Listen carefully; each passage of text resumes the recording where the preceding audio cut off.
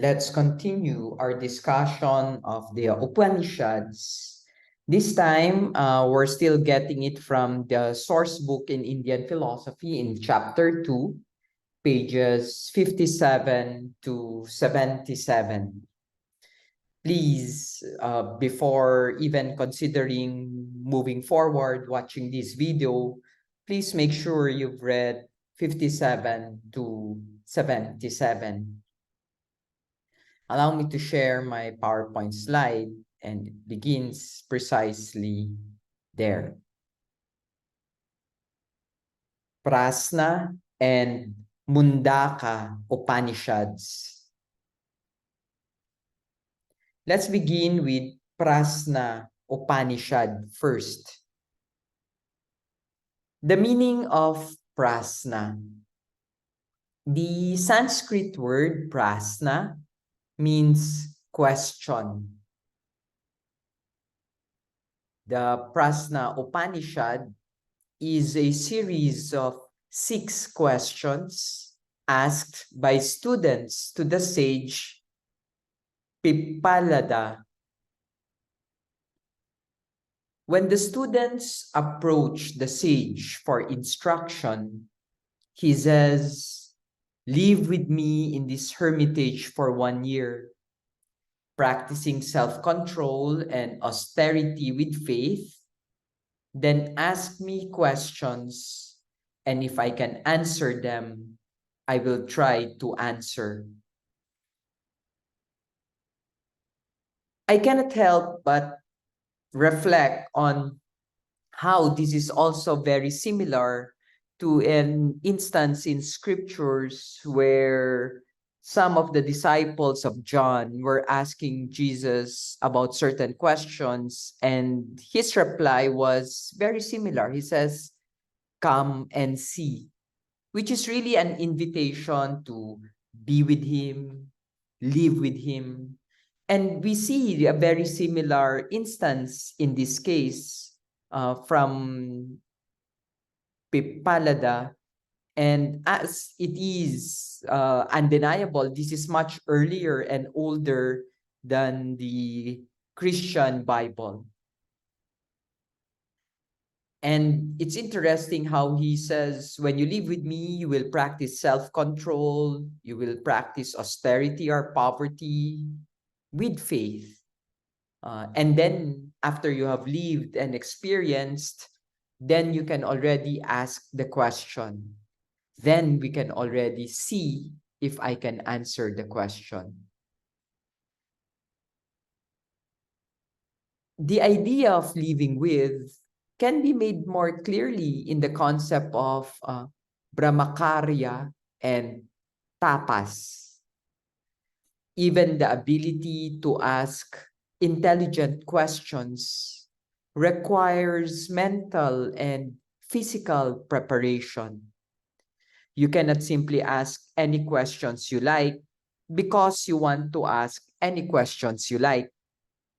At the end of the day, to be able to ask very good questions necessitates a lot of preparation. And while it's already filled with tasks to ask questions, it is also important to be able to have the ability to receive the answer.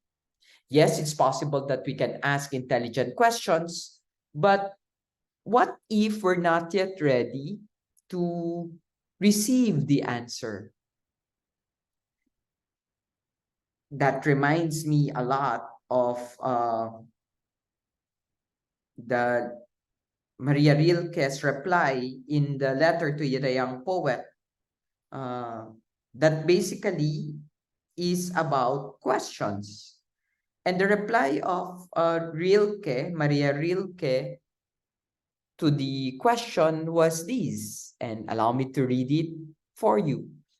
He says, "Be patient toward all that is unsolved in your heart, and try to love the questions themselves, like locked rooms and like books. that are now written in a very foreign tongue. Do not seek the answers which cannot be given you because you would not be able to live them. And that's also something that is being said here. That this is not simply a matter of being able to ask the question, it's also a question of being able to leave the answer. And he continues, and the point is to leave everything, and I'm referring to Rilke. He says, leave the questions now. Isabuhay yung mga tanong. Perhaps you will then gradually, without noticing it, live along some distant day into the answer. Again, this is Maria Rilke, Rainier Maria Rilke in a letters to the young poet. And we see resonances of it precisely here. That this is not simply a question of asking the question, but also of receiving the answer. To be able to receive the answer or to leave the answer in Rilke's term can be acquired through self-control, or what is also called brahmakarya. Self-control or brahmakarya is also very similar to instances of austerity or tapas or poverty, if you will. The word brahmakarya is often translated as chastity or continence, but its precise meaning is revealed by breaking the word into its component parts, Brahma and Akarya. The first word, Brahma, points to universal awareness. The second word, Akarya, refers to a regulated way of living guided by self-discipline. It is self-discipline, therefore, that actually clarifies the way to move forward. Putting the two words together, brahmakarya, means a regulated self-discipline that allows one to become Brahman or to arrive at universal awareness. Aurobindo, the philosopher of Father Ferriols, in his dissertation, elaborates this beautifully. He says, an infinite energy pervades the world, pours itself into every name and form, and the clod, the plant, the insect, the animal, the man are, in their phenomenal existence, merely more or less efficient adharas, or vehicles, vessels, or supports of this energy. We are each of us a dynamo into which waves of that energy have been generated and stored and are being perpetually conserved, used up, and replenished. The same force which moves in the star and the planet moves in us. And all our thought and action are merely its play and born of the complexity of its functionings. There are processes, therefore, by which we can clear off obstructions, the channel of communication between himself and the universal energy, and bring greater stores of it pouring into his soul and brain and body. Sounded like in the Chinese principle, it sounded more like Qi as a universal life force present in all that is. And therefore makes possible our attaining it, discovering it. What is the essence of the brahmakarya? The essential principle of Brahmakarya is the elimination of distractions and the focusing of energies for a higher purpose. Apologies for the bell that you're hearing. I'm in a seminary here in Saigon in Vietnam. We see this even in modern life. We can't spend all our time watching TV and at the same time expect to compose a literary epic or make a scientific or even a philosophical breakthrough. That's just not possible. In order for us to be able to produce, for example, what we intend to produce, we need to discipline ourselves, focus ourselves into what we intend to focus on. And that allows us to really, really discover, arrive at, find even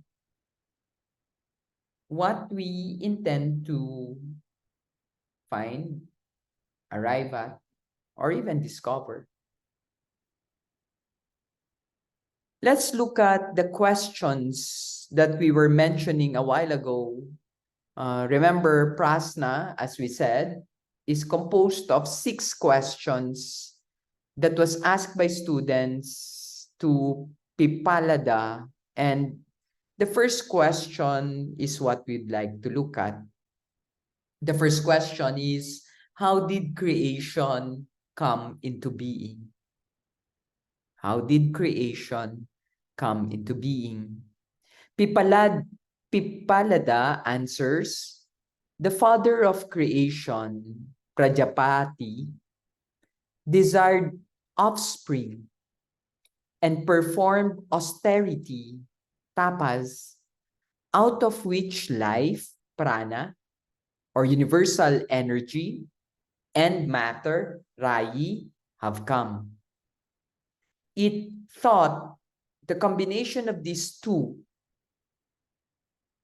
will produce creatures in many ways. And thus we see that everything is a combination of matter and energy. The combination of prana and rayi, energy and matter.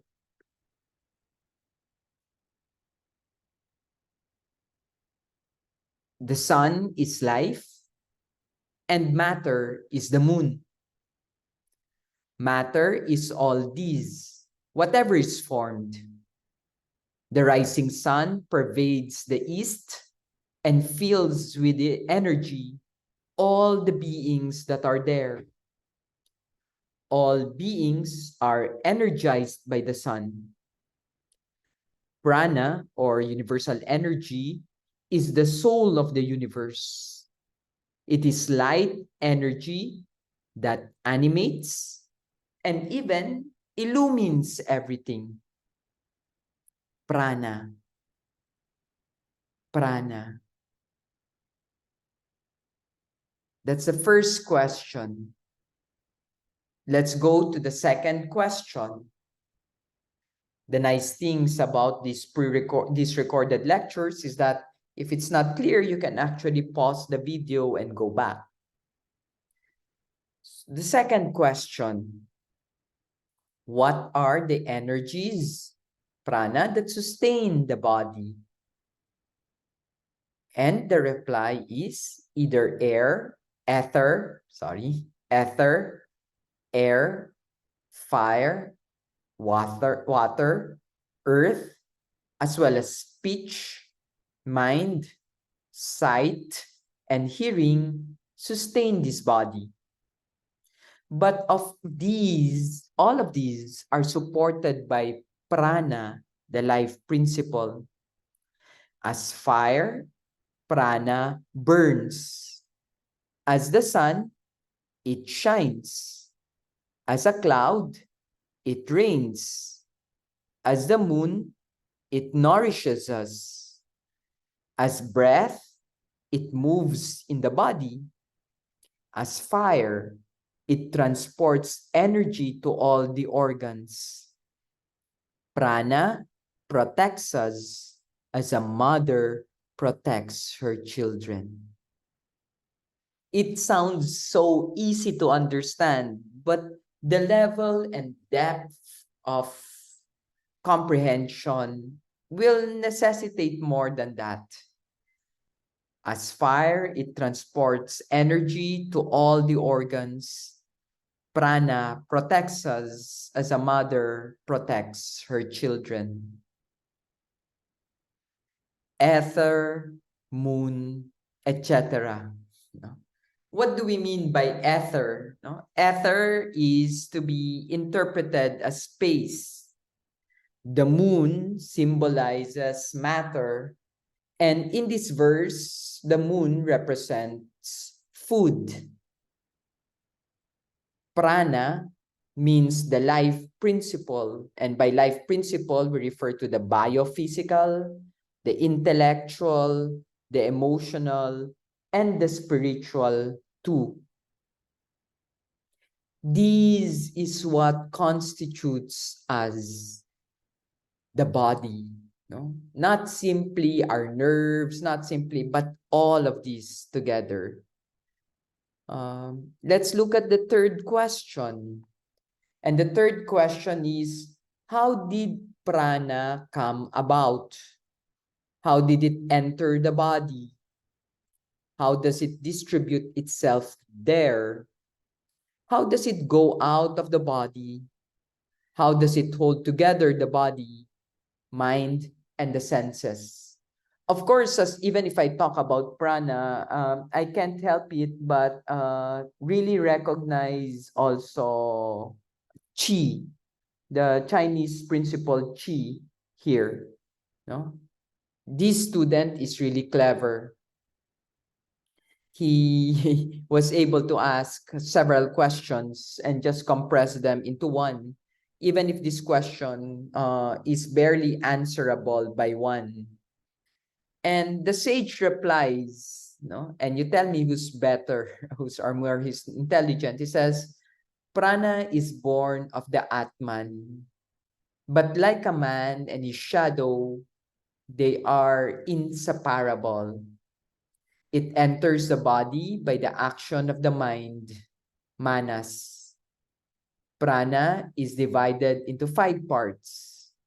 Prana, apana, vyana, udana, and samana. Prana dwells in the upper part of the body, in the ear, eye, mouth, and nose, the 5 orifices of the body.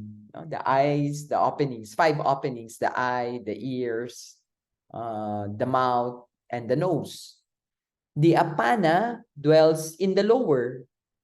That's also an exit point. The excretory organs in the lower, your anus, your urinary tracts. And samana dwells in the middle region, in the abdomen, that is your navel. In the heart are 101 arteries, for each of which emanate into 100 smaller arteries. From each of these emanate 72,000 branch arteries. Vyana dwells in them all. In the nerve located in the center of the spine dwells udana, which leads the virtuous man upward and the sinful man downward, and one who is both into the world of beings.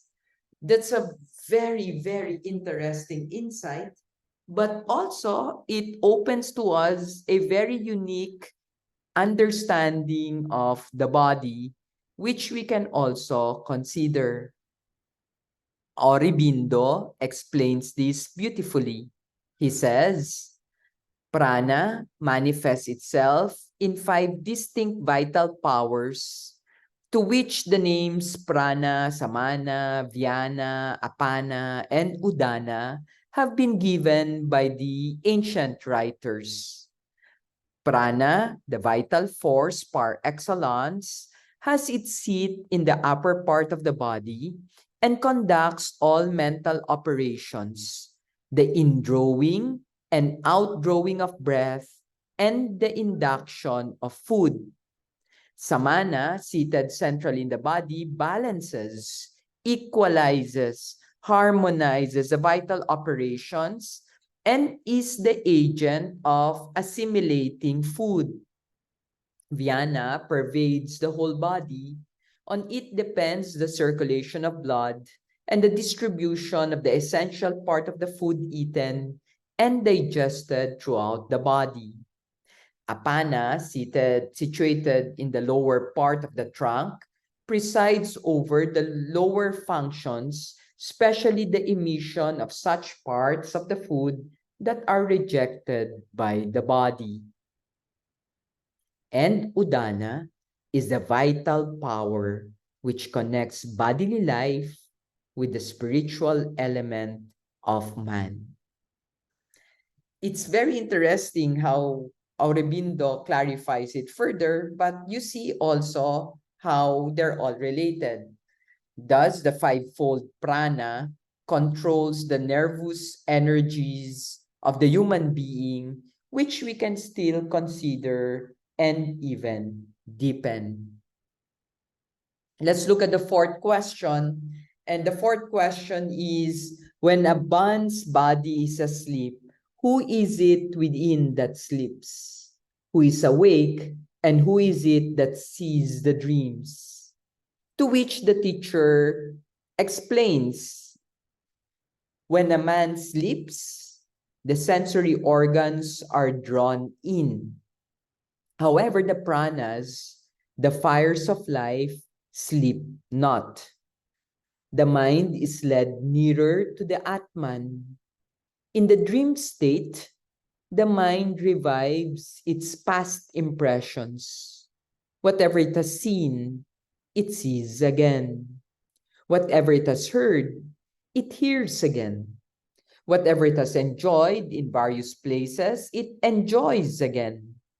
What has been seen and not seen, heard and not heard, enjoyed and not enjoyed, both the real and unreal, the mind sees and all and becomes the all. This is really an early attempt at dreams analysis, no? And therefore something that we consider when we sleep, the digestion, the assimilation, circulation of food, circulation of blood, and other bodily functions continue. So prana never sleeps. The last line, the mind becomes the all, is significant. In the dream state, we forget that we are all the dream characters. Modern in-depth psychology, that of uh, Adler, Otto Rank, Jung even, you know, has shown that all the dream symbols and aspects of our own mind, whether individual or collective, comes to fore, and also something that we can consider. So the sage continues, when the mind is overpowered by deep sleep, it dreams no more. As the birds fly to the tree for rest, even so do all these things fly to the Atman for rest. Earth and its subtle essence, water and its subtle essence, the eye and what it sees, the ear and what it hears, the mind and what it perceives, the energy and what it binds together, are what is meant by all these things. It is the Atman that sees, hears, smells, thinks, knows. That is Brahman, the essence of knowledge. He who knows this becomes omniscient. Let's look at the fifth question. If one meditates on Om, what does one gain by that? Om is the symbol of Brahman, both conditioned and unconditioned, the personal and the impersonal. By meditating on Om, the wise reach one or the other. So if one meditates on only one aspect, the verses of the Rig Veda lead one into the world of beings with austerity, self-control, and faith, and achieve greatness. But if one meditates on two aspects of Om, the verses of the Yajur Veda lead one to the lunar world or to heaven. No? But he who meditates on Om with full awareness on all three aspects, the verses of the Samaveda lead one into union with Brahman. And he sees the being that dwells in the body, which is higher than the highest life. This is the highest state, tranquil, unchanging, immortal, fearless, and even supreme. So as we saw in the lecture, the second lecture, the hymns of the Rig Veda pertains to the natural forces which had a psychological significance.